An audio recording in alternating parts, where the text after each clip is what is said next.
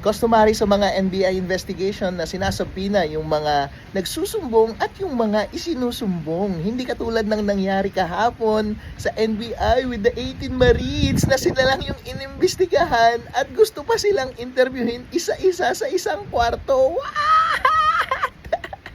Hindi ba dapat inimbita nyo rin NBI yung mga isinusumbong lalo na? Sino ba yung mga isinumbong nila? Di ba sila Romualdez, sila Zaldico, sila Comelec Chairman George Garcia, sila Trillanes, sila Laila de Lima, sila Erwin Tulfo. Di ba nakapangalan sila sa affidavit? Ba't hindi ninyo sila imbitahan? Di ba customary na naghaharap-harap sila na may abogado tapos may hearing, tatanungin ninyo sila, hindi ba?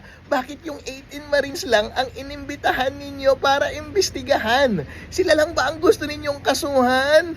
Kayo talaga, oh. Dapat iniimbitahan nyo rin yung mga malalaking tao.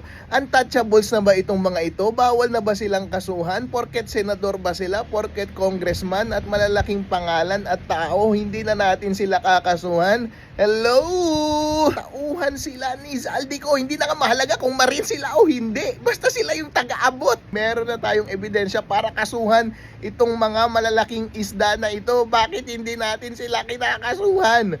Bakit yung 18 Marines pa ang mukhang gusto nating kasuhan?